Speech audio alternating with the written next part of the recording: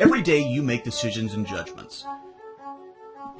Sometimes you're able to think about them carefully, but other times you make them on the fly using little information. This is where heuristics come in. Heuristics are straightforward rules of thumb that we develop based on our past experiences. They're cognitive tools that help us make quick decisions or judgments. Life would be exhausting if we had to deliberate over every one of the hundreds of choices we make every day. So instead, we use our heuristics as shortcuts to make judgments about the world around us. For example, rather than spending time deciding what to wear every day, you might have some default outfits. Or when faced with a lunch menu with too many options, you may opt for what you've enjoyed in the past. Heuristics aren't about making the perfect decision or judgment, just about making one quickly. Heuristics play a role in our reasoning about the broader world, too. As an example, consider the rate of violence in the world over the past century. Is the world more or less violent in the past 20 years than previously?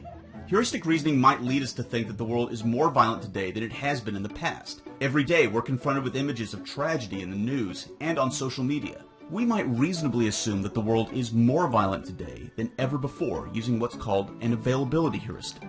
That is, examples of violence that are so readily available, we just naturally assume the world is more violent today.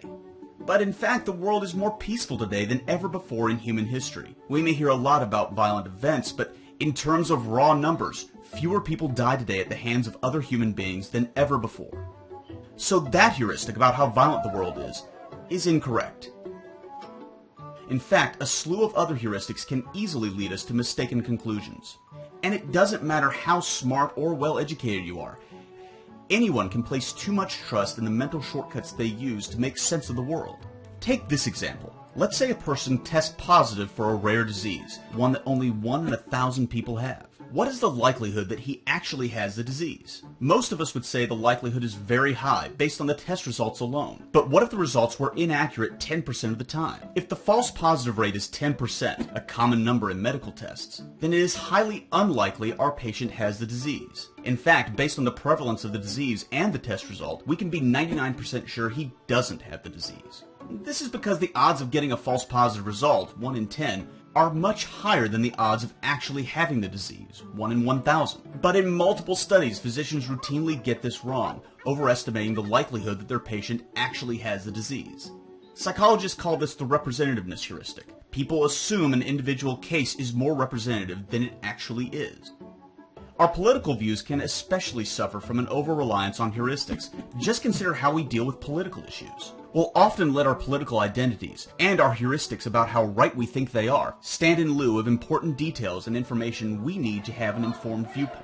Because our heuristics can so easily lead us to faulty conclusions, it's important to be humble about our views. In light of our fallibility, we have to do something that doesn't come easy. We must recognize that the world is an uncertain place, and that our judgments about it are often wrong.